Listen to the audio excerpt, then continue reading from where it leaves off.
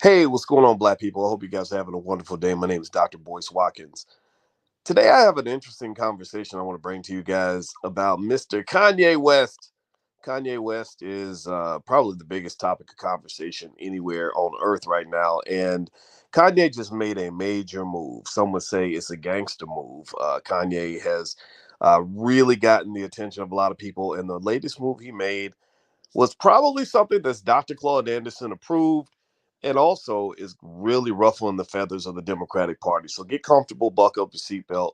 We're going to get started on drboycetv.com right now.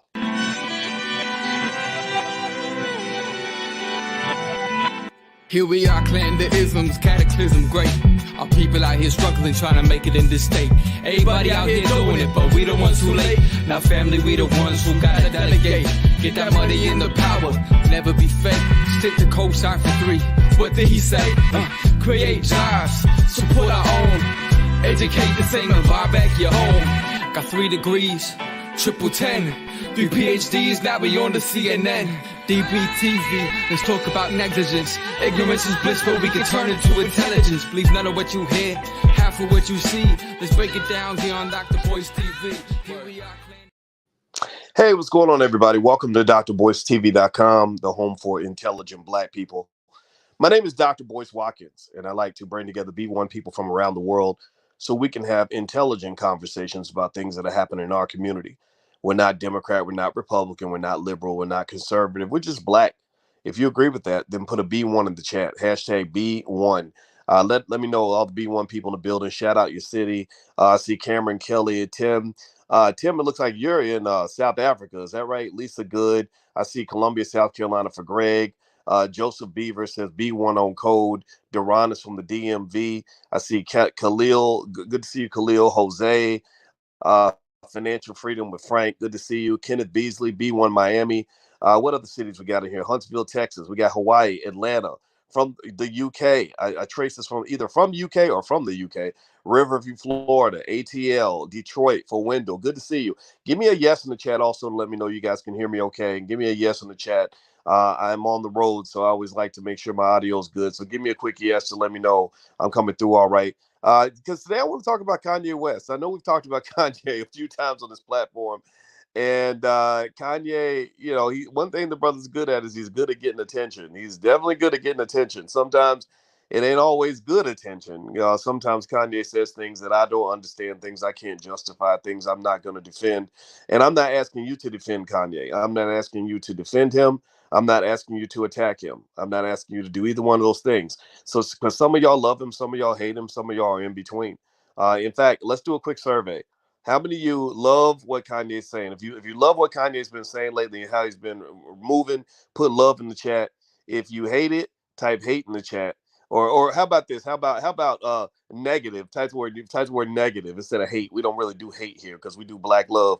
And then if you're kind of in the middle, you can say in the middle, or you can say both. Let me know if you where do you love it, you don't love it, or you're a little bit of both. Okay. I see that, right? And I think that that's an important place to begin this conversation because Kanye, at the very least, he's a complex guy.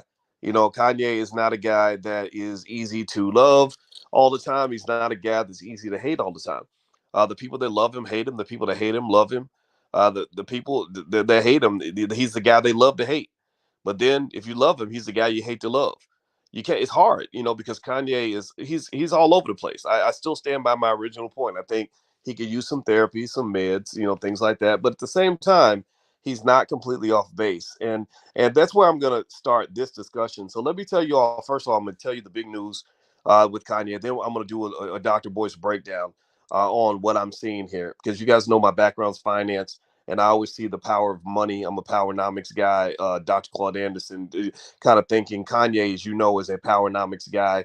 When Kanye called me on the phone, the first thing we talked about was powernomics. After he told me he was worth $4 billion.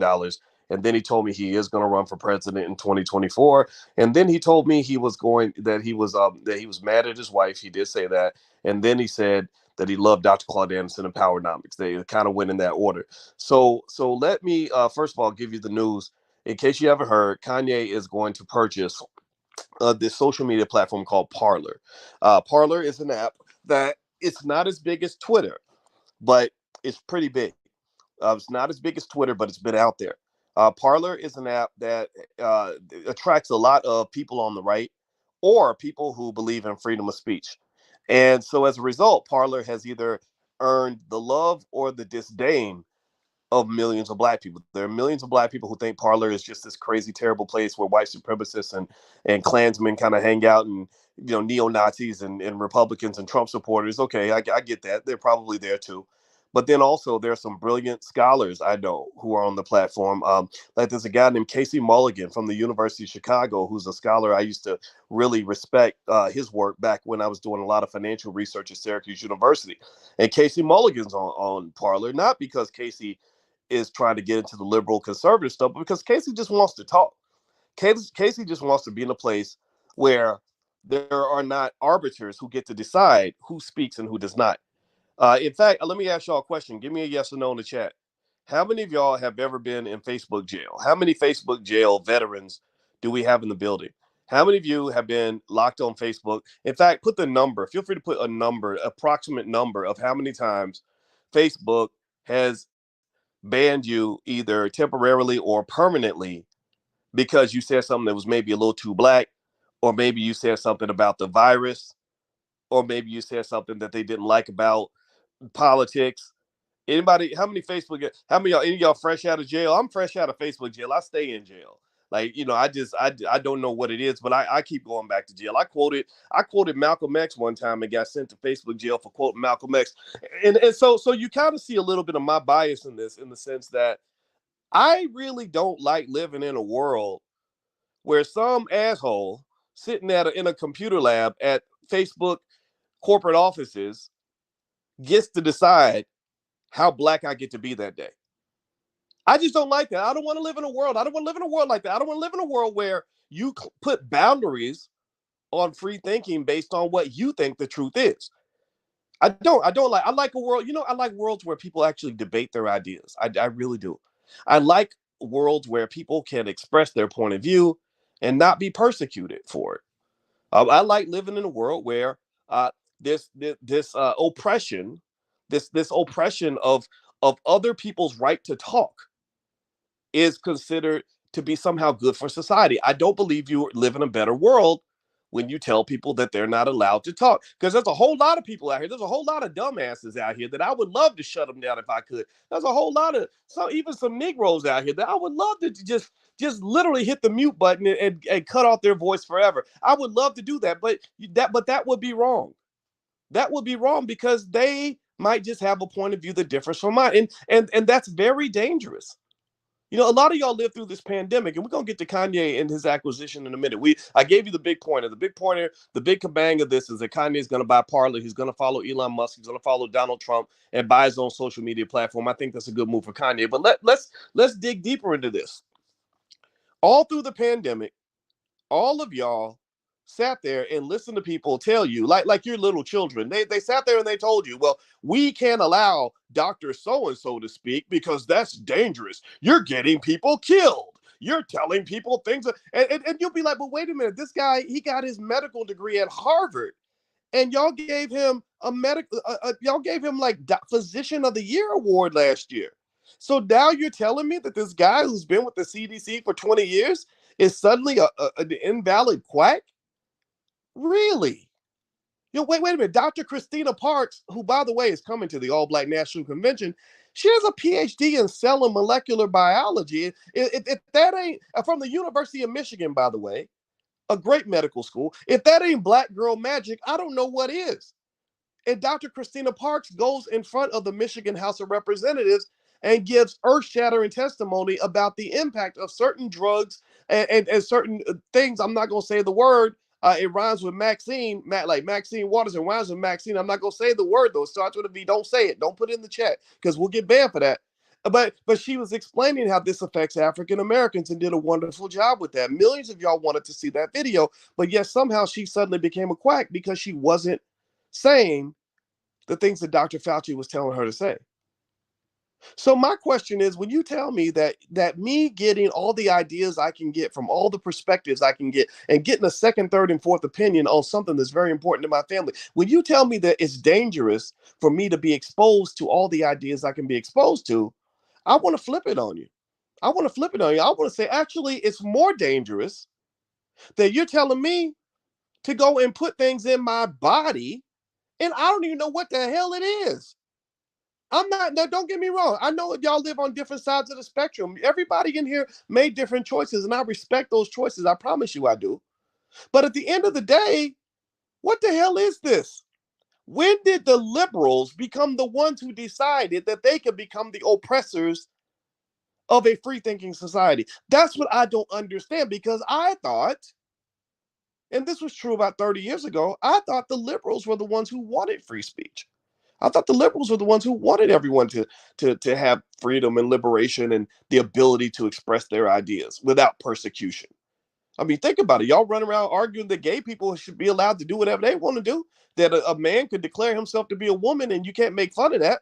That people can be obese and slutty and anything else, and if you make fun of that, you're a bad person. Okay, fine, fine. But somehow your fight for liberation has turned into a form of massive, horrific, and very painful oppression. You become the oppressor. You become the slave master. You become the Nazis. And I would encourage anybody who really cares about the truth to kind of think about this a little bit. Just think about this. So Kanye, let's just be clear. You know, Kanye, I have to keep saying this before people think that I'm agreeing with everything this guy says. I don't agree with everything Kanye says. I don't. You know, Kanye says stuff that's weird. Sometimes he sounds like an alien. You know, but I mean, but here's the thing. I want to ask y'all another question. Y'all saw where J.P. Morgan Chase Bank decided that Kanye was not a good citizen. So as Kanye drops over $100 million in J.P. Morgan Chase Bank, or is it Chase Bank? I guess it's Chase Bank. I don't know if it's J.P. Morgan Chase or if it's just Chase. I can't remember which one it was. I don't know how they divide the two. I know about all the banks and all that, but seriously, like, so they decided that Kanye was a bad citizen and decided that you can't bank here anymore. You can't bank. Give me a yes or no. Do you think that's right or wrong? Right or wrong? Type right or wrong in the chat. It's J.P. Morgan Chase. Thank you, Khalil. I could, but for some reason I want to say Chase Bank, but I guess it's J.P. Morgan Chase. Right or wrong? Do you think that that's right that they did that to him, or you think it's wrong? Now, Yason Black says, "Get to the point, Negro. I'm already at the point. I've been standing on the point. I'm getting the point is already got to. We just making multiple points by this point. The point. So don't say get to the point. If you talk about get to the point, then this ain't your conversation. This is above your pay grade, brother. You might want to step out. We got Mickey Mouse videos on channel 12. So here's the deal. J.P. Morgan Chase decided that because they thought Kanye was a bad guy, he does not have the right to even put his money in that bank. And this trips me out, because while J.P. Morgan Chase was quick to ban Kanye from using their bank because he said some things they did not like, and he mentioned the J people. We're gonna say the J's, because I'm not gonna say that word either, because y'all know who owns most of these platforms anyway. So you all banned him for that. Let me ask y'all this: have you ever heard of J.P. Morgan Chase ever banning a rapper who consistently refers to black people by the N-word? Give me a yes or no. Has JP Morgan ever banned? They say they banned, they say they dislike hate speech. Okay, cool. I get that. Yeah, I get that. Have you ever heard, give me a yes or no, has anybody in this chat ever heard of JP Morgan Chase ever banning a rapper for calling black people by the N-word, or a record label condoning that and mass marketing that? Remember, the lyrics are powerful, but the lyrics mean nothing if you don't put $1 million in the marketing budget. So it ain't about the people who are saying the words. It's about the people who are paying for the transmission of the information. It's about the people who are managing the distribution of that content. The content distributors are the ones who are responsible, because anybody can say anything. It takes millions of dollars to promote something on radio stations all across America. Has JP Morgan ever banned any rapper or any record label for repeatedly calling black people by the N-word? Yes or no? So JP Morgan, they say Kanye's a bad person. He's hate speech. Okay. Have they ever banned a record label for promoting massive disrespect of black women all throughout the world. Have they ever just said, it ain't right? You're talking bad about black women. Black women are being disrespected left and right in this music. We're not going to let you bank here because you're promoting disrespect of women. Yes or no? Yes or no? Have they ever banned a record label for promoting violence amongst young black kids? Have they ever banned a record label and said, you know what, you had an artist who made a record called "Kill That N Word," and he went out and he actually was arrested for murdering somebody, murdering one of you, the black youth in the inner city, and we're not going to allow that because that's blood we don't want on our hands. Have they ever done that? No, they've never done that. They've never banned any of these people doing these horribly egregious things in our society, but yet they're going to ban Kanye because they feel that he's anti-Semitic because he says that certain people are major owners in media. The idea that you can even pretend like a specific group of people don't have extraordinary disproportionate ownership of the entertainment companies and the banks and the major corporations in this country is downright laughable. It is a joke. It is an absolute joke that you're going to sit here and say it's anti-Semitic for him to bring that up, because it's not. And so here's the thing. Here's what I want to get to. I want to actually, before I move on to this next point, do me a favor, hit the thumbs up button, thumbs up, thumbs up, thumbs up, share, subscribe. And I want to just, confess that we really believe in freedom of speech. And you guys know the All Black National Convention is in 10 days. In 10 days, we're having black people from around the world gather in Charlotte, North Carolina. It's going to be thousands of us. And we gather together and we bring together dozens of experts on cryptocurrency, on politics, on stock market investing, on relationships. We bring therapists, medical doctors, all kinds of people to come to this convention. And if you'd like to learn more about it, just go to allblacknationalconvention.com, or I actually put all the links on my website to boycewatkins.com. There's even a virtual pass as well if you can't make it physically, but it's really fun and it's really informative. We have a whole educational track for children because we're not playing. We're not playing. We are educating our kids. I'm not waiting on critical race theory to get taught in public schools. We got that. I'm not waiting on white teachers from the suburbs to educate our youth. No, no, we got that. I'm not waiting on other people to do for us that we can do for ourselves. And thank God I don't have to do it by myself.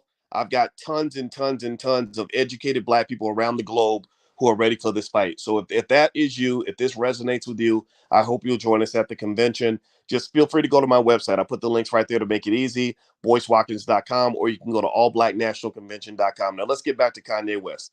Let's get back to Kanye. Okay, so we talked earlier about how Kanye West made this purchase of Parler. So he bought the Parler app, and the Parler app is an app that basically allows you to say whatever you want. I have an account on Parler. I haven't used it much. I just got the account, and I got thousands of followers just in case Twitter or Facebook or YouTube or Instagram decides to deplatform me at some point. Most of us have been suspended by these platforms at some point. I think that that's highly offensive. So I am in favor of freedom of speech. Me believing in Kanye's right to express himself does not mean I have to agree with Kanye. See, some of y'all don't understand this, and I need y'all to explain this to your slow friends. I need you to explain this to your friends who just don't get it.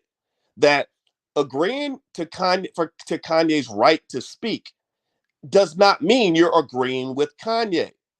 Some of y'all could be straight Democrats. Some of y'all could be mad as hell at Kanye for what he said. He said some stuff about the George Floyd thing that I understand that that's offensive.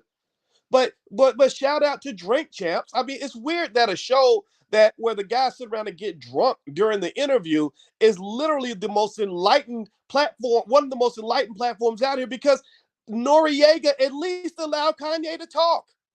They allowed the brother to talk. That's all. That's just let him talk. How so this to me is a point of shame for LeBron James. Because LeBron James, I don't know who's got which puppet master has his hand up LeBron's ass right now, but I know that when Kanye went on LeBron's show called The Shop, where black men are supposed to be allowed to speak in an honest way, and LeBron punked out. The next day, him and Maverick Carter issued some statement, probably written by somebody else. Well, we don't condone hate speech under any circumstances, blah, blah, blah, blah, blah, blah. So again, I love LeBron, great athlete. He's trying to be a better activist. He needs to call me on the phone if he wants to learn how to really do this the right way, because he's being manipulated and misled. He really is. But he's young.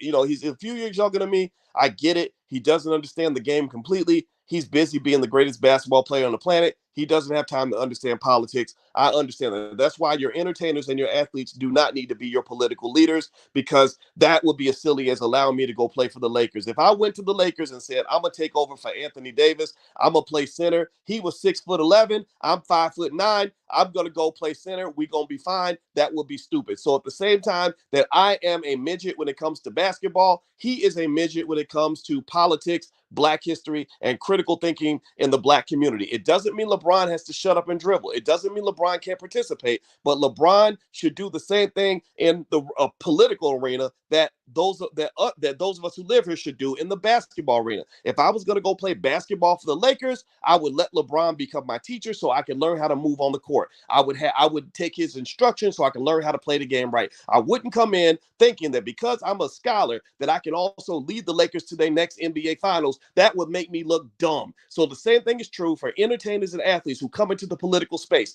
Sit your ass down, get instructions from those of us who do this every day.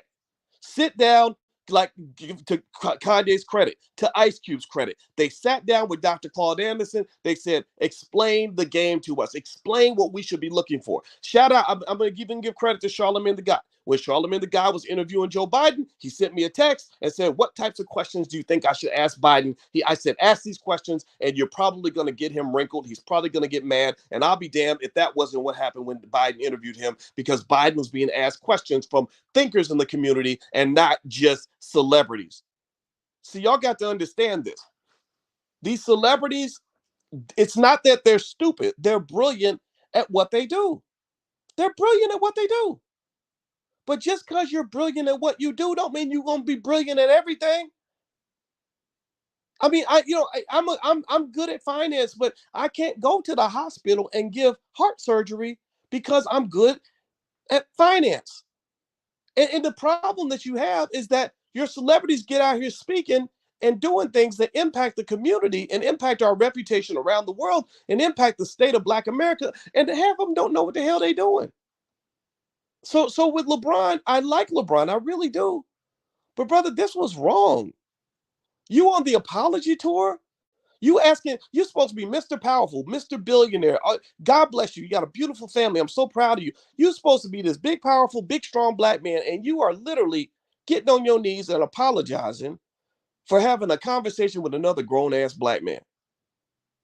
That don't sit right with me. I don't know how y'all feel. Maybe I'm the only one. I don't know. But it does not sit right with me. Why are you apologizing? Because you're claiming that, well, we don't support hate speech of any kind. Now, I'm going to ask y'all this. LeBron was defending the hell out of other communities. He was defending other people like crazy. Do you think that they would stand up and defend him in the same way? Do you think that they'd stand up for his people the same way he stands up for their people? Do you think that how many people have they canceled from their shows because they didn't have they were having a negative impact on the African American community? Have you ever heard of any platform ever saying, we won't work with Epic Records anymore because they promote music that pushes drug addiction amongst young Black kids, and it also promotes violence in the communities? They put a drill rap song on the radio that's getting people killed, so we're not going to talk to them because we don't support hate speech of any kind. Well, would they ever defend you the way you have been trained to defend them? That's all I'm asking. That's all I'm asking.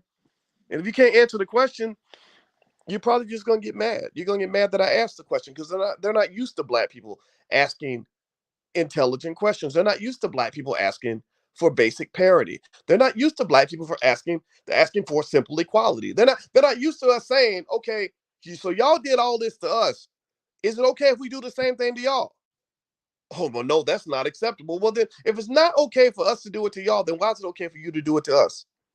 Every election, some politician bangs on my door because I got a big platform and they all want to get access to it. Some politician will bang on my door and expect me to vote, and they ain't offering no significant tangibles. They ain't offering nothing that's going to benefit Black people. Now all only thing they got is, well, we registered 100,000 black voters for what? For what? Oh, I know. I understand why y'all did it. It makes sense because if y'all get Negroes voting for you, then they keep you in power. That's like, that's like me making sure that you have extra money so you can put gas in my car. That don't benefit those people because I know who you work for. So for what? So what's interesting is that you're the only group of people that they expect to show up and vote and receive nothing in return. Literally, it's the craziest, weirdest thing in the world. Even and speaking on that, just since we're talking about politics, I saw Stacey Abrams has now started using words like reparations and tangibles in her Twitter feed. She started to change her language up. She's trying to keep up with Tariq Nasheed and some of these other individuals that have been talking about tangibles and reparations for a very long time. And it's really interesting because I'm sitting here listening to her talk about these things, and I get what she's doing, right? She's panicking. She's worried that in the state of Georgia, there are black people who are not going to fall for the shenanigans of the Democratic Party anymore. And they're starting to try to reel in the black men who have taken our rightful place as leaders in the community, who are now speaking up on the obvious. They're not used to that. They're used to leading us around like sheep, and they're starting to see that we're gaining adequate shepherds who are actually leading us to a better place. So she's trying to contrast that. So she's making all these promises and talking about tangibles and how important it is to deliver tangibles, even though she has no tangibles to speak of. And it's interesting to me, and I want to lay this out because I was talking to my wife about it. We were kind of laughing, and I said, "Isn't it funny that now she's kind of subtly promising that she's going to deliver tangibles, but the condition is you got to vote for me first. If you vote for me first, then I'll get you your tangibles." But my question is not, what are you gonna do for me later? I'm not gonna pay you first and then get compensated later. I'm not paying you first. I'll pay you after you deliver the tangible. So my question is not, what are you going to do the next 4 years? My question is, what have you been doing in the 4 years before you started running for governor? What did you do during that time? Show me something you did. I mean, think about this. Process this for a minute now. We're talking about Stacey Abrams for a minute. We're gonna get back to Kanye. I promise. You are one of the most recognized black faces in this country. You are one of the most powerful black women in America. You are friends with billionaire celebrities. Oprah Winfrey called you on the phone to say, "Girl, what can I do to help you get elected?" That's power.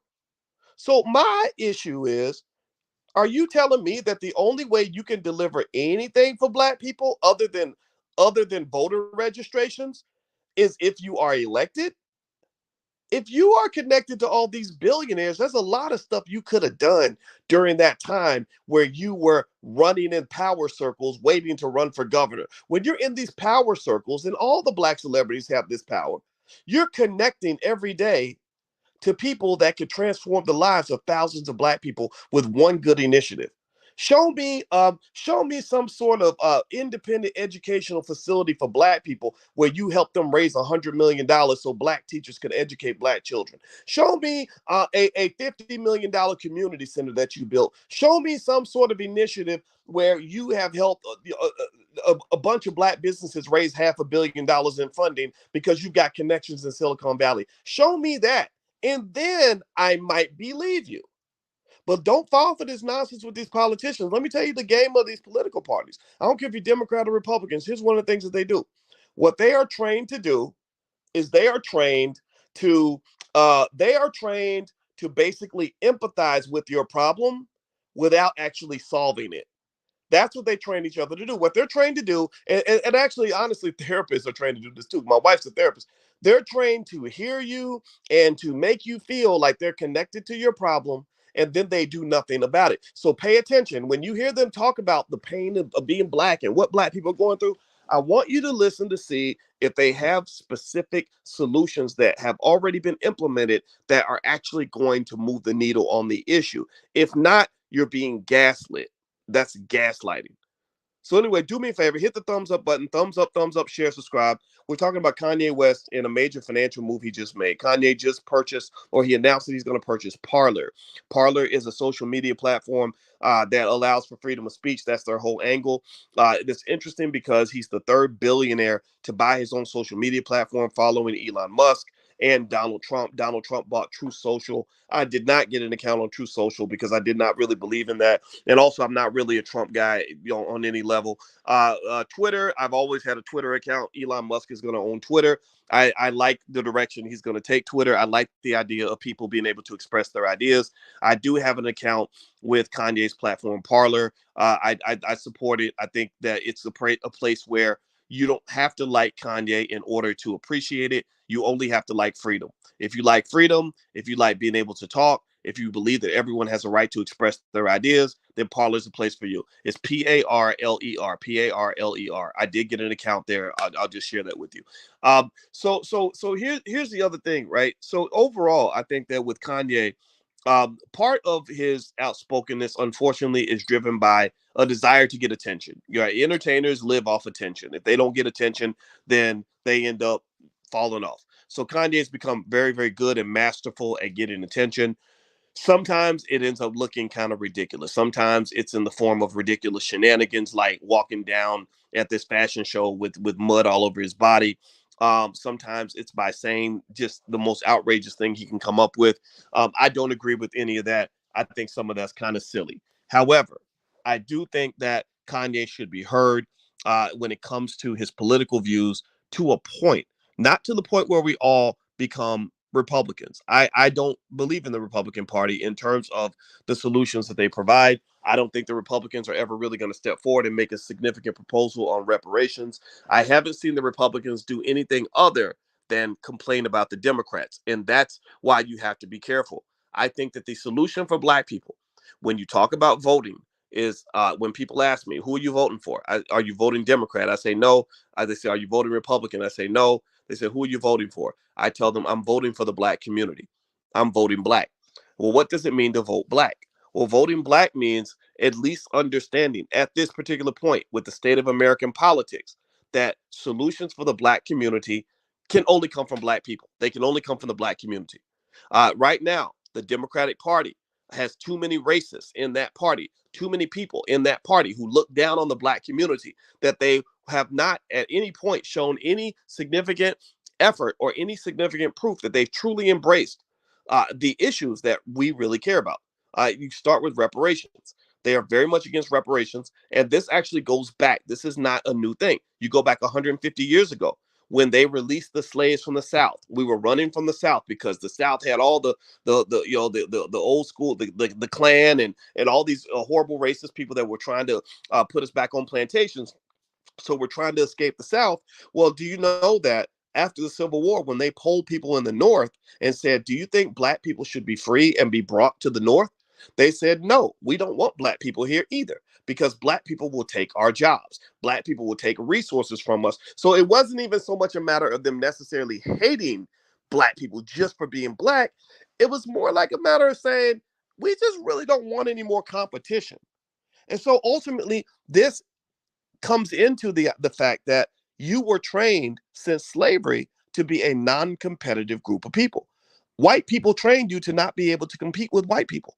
That's what they want. They don't really want you competing. So when you go into this political game and all you're trying to do is fit in, and all you're trying to do is integrate, and all you're trying to do is get people to like you, you're always going to be weak. You're never going to get what you want. You're always going to be second fiddle, which is going to completely undermine this so-called objective you allegedly have to obtain any form of freedom, equality, and you certainly ain't going to have no power. You have none of these things. You can never have freedom in a world where people are telling you what to do. Do you get what I'm saying? Give me a yes if you at least understand the point I'm trying to make here. The point I'm trying to make here is that when a damn Democrat shows up at every election telling me who the hell I'm supposed to vote for, telling me if you don't vote for me, then you ain't Black. If you don't vote for Biden, you ain't Black. Even though this man incarcerated more Black people than he was damn near like an Adolf Hitler for the Black community, and with all the Black men he put in prison, that's not freedom. Where does the freedom come into play? So think about this, right? You always run around here using the word freedom. Black folks, we love to use that word freedom. Like all these fake civil rights marches that accomplish nothing. It's a multi-billion-dollar industry, the Ben Crump, Al Sharpton industry. It's a billion-dollar industry of pretending to solve a problem. They always talk about that word freedom, but when real Black people show up asking for real freedom, They ain't got no freedom to spare. Ain't no freedom. There ain't no freedom if somebody's telling me who the hell to vote for. There ain't no freedom if all you telling me is that I need to raise my children so they can grow up and work for white people. There ain't no freedom when you're telling me that if I say something you don't agree with, I'm gonna get canceled, I'm gonna get thrown out. That's nonsense. So they'll use these buzzwords all day long. Well, we want diversity. Well, diversity means diversity of perspective, but diversity in its realest form is something that most people in America really ain't ready for. Most people ain't really ready for diversity. Let me tell you why. Well, they'll tell you on this corporate job, well, we want diversity. We want more black people. So then a black person comes in, and let's say they come in, they really acting black. They really got some ideas that are very different from the company. Let's say they come in with a whole different culture. They dress different, they talk different, they act different, their ideas are different. Well, they ain't gonna like that so much. So pretty soon that Negro will be on the chopping block. They will fire him. But wait a minute, you said you wanted diversity. Well, he wasn't really a fit for the culture. I saw this when I was on the faculty at Syracuse University. They talked all day about how they wanted diversity, but when I came in there acting black, extra black, oh, that didn't work so well. It's like, oh, you didn't really want diversity. You wanted another white man with black skin. Like you wanted to get the credit for diversity without actually having the reality of diversity. So let's just be real. As much as whether you like Kanye West or not, Kanye represents diversity. He represents diversity. He's the guy that comes in and says, I know that all of y'all have this opinion about George Floyd, but let me say something different. Well, you ain't got to agree with it. I know a lot of people who felt that what he said about George Floyd out of bounds, not cool. But why is it taboo for him to simply state a point of view that may not be popular or may not have been the one that was sanctioned by the white liberals in this country? See, y'all need to understand. You can't talk shit. You can't say nothing to me about being free if you up here running up under Joe Biden and his buddies and tickling the balls of every Democrat and liberal that you see. These people are supposed to be your allies, but they're not your allies. They are your managers. They are your overseers. They are your bosses. So I'll be damned if I ever decide to vote for a certain political party, it's going to be because I made that choice. White women say it all the time. They understand a little bit about freedom. What do they say? They say, my body, my choice. Well, I say it's my ballot, my choice. And if you try to in any way shame me or attack me or try to oppress me because I'm making a choice that's best for me and my family, then get the hell out of here because you're just like a damn Klansman. You're just like a slave master. You're just like that raggedy boss that I left on my last job when I had a job 25 years ago. I ain't worked for nobody for 25 years because I didn't like having a boss back then, and I'll show as hell ain't taking a boss now. So at the end of the day, Kanye West, again, let's start from the beginning. The brother is a little bit weird. He's a little bit crazy. It's okay to say that. It's okay to say that. I promise you it's okay. You ain't got to just think it. This is the space of free speech. You can say that. Give me a yes in the chat if you agree with me that sometimes Kanye comes off a little weird. And also you have the right to say, some of his stuff that he says, I don't like it. I'm not going to vote the way Kanye votes. When he runs in 2024, I'm not going to vote for him. That's okay too. But at the end of the day, one thing you got to love about Kanye and respect about him is that he's one of the few black people in this country that doesn't really have a boss. He's not going to let you control him. And I would just tell you the truth. I kind of think that's kind of cool. I do. I give credit again. I give credit to Noriega and the Drink Champs. It's weird. I mean, I don't think I'd want to go on the Drink Champs because I don't even drink. Like I think alcohol has been like the greatest destroyer of black men that I've ever seen. Drugs and alcohol. Like I mean, I don't know if any of y'all got like drunk ass uncles or relatives on dope. I don't mess with dope, and I don't really. I alcohol is something I don't really want to mess with. So I don't think I'd ever want to go on that show. However, it's fascinating to me that Drink Champs was among the more enlightened major platforms in this country in terms of simply allowing Kanye to talk. And I was really stunned that LeBron created a show called The Shop, which is supposed to be a forum for black men to let their grievances out, has basically exposed themselves as a platform that has overly politicized boundaries. They've been led down this false path of belief that says you can say whatever you want as a black man as long as it doesn't piss off the Democrats or Joe Biden or Jewish people. I don't think that represents freedom. I think that's oppression in a different form. So whatever little purse strings they're pulling on with you, LeBron, whatever vice grip they have on your testicles, I encourage you to disconnect from all of that and really truly learn what it means to run a truly independent platform space. Because at the end of the day, at some point, they're going to come back and tell you to pay the piper. There's no such thing as you being a free black man when you are truly living under somebody else's umbrella to that extent. There are always going to be boundaries. So black people, at the end of the day, you got to learn how to compete. You have to learn how to have your own media. You got to have your own businesses if you want to be the boss. You got to build your own schools if you want your kids to be educated. The most frustrating debates I have all day, or that I hear from people all over the places, is how are we going to get the public schools to do this? I don't know. How are we going to get the public schools to teach powernomics?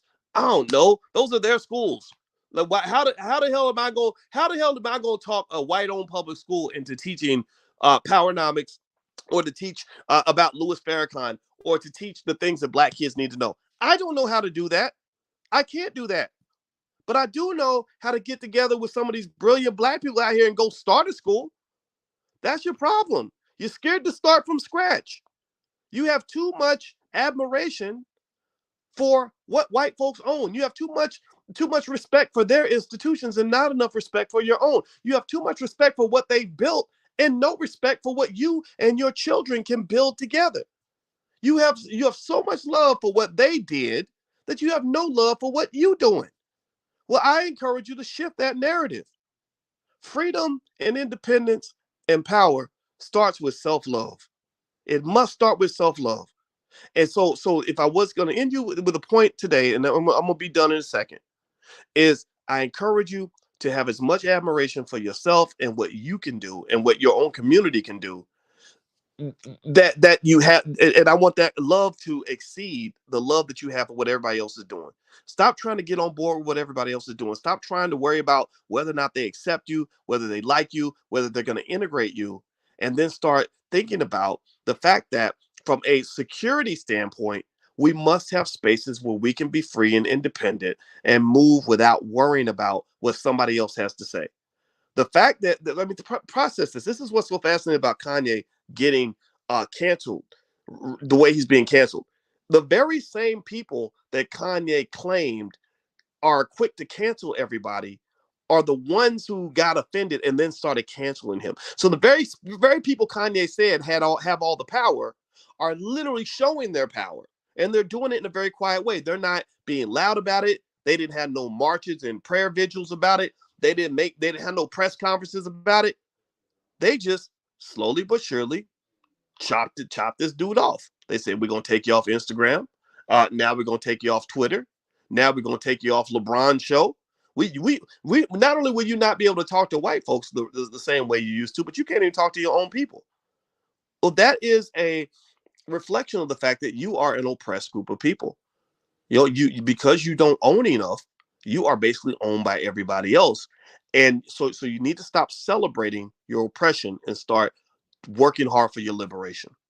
And that requires tough conversations. So that's my final point on this. If you could do me a favor, hit the thumbs up button, thumbs up, share, subscribe. Just a reminder, the All Black National Convention is in 11 days, Charlotte, North Carolina. It's 100% black owned. We do not have corporate sponsors. We are not going to bring black liberation to you brought by McDonald's or Burger King. Like, we don't do that. We fund it ourselves. And that allows us to do things like invite brothers like Rizza Islam, who's disliked, who's been pretty much canceled by everybody, but we'll never cancel him. But then also we have great men like Larry Miller, who's the chairman of the board at the Air Jordan brand, and Mike Roberts, who's a billionaire, Dr. George C. Frazier. We have medical doctors. We have experts on crypto. We have experts on relationships. And basically the goal is to come together with some of the brightest black people on the planet and come up with solutions that are going to work for our community. And it doesn't mean that we sit around and complain about what other people are doing or not doing.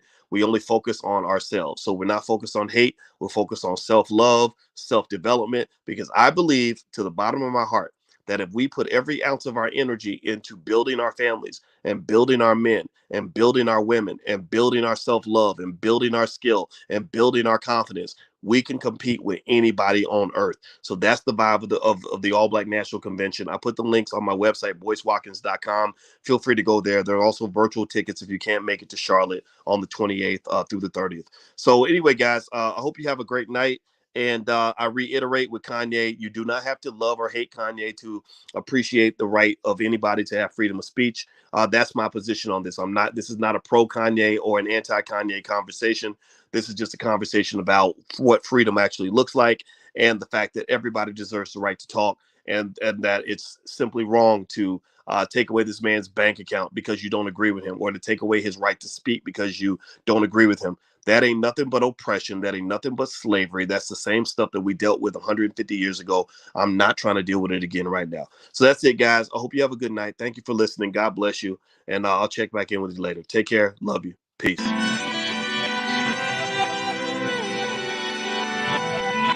Here we are, clan the isms, cataclysm great. Our people out here struggling, trying to make it in this state. Everybody out here doing it, but we the ones who late. Now family, we the ones who gotta delegate. Get that money in the power, never be fake. Stick to cosign for 3. What did he say? Create jobs, support our own. Educate the same and buy back your home. Got 3 degrees, triple 10. 3 PhDs, now we on the CNN. DBTV, let's talk about negligence. Ignorance is bliss, but we can turn it to intelligence. Believe none of what you hear, half of what you see. Let's break it down here on Dr. Boyce TV. Here we are.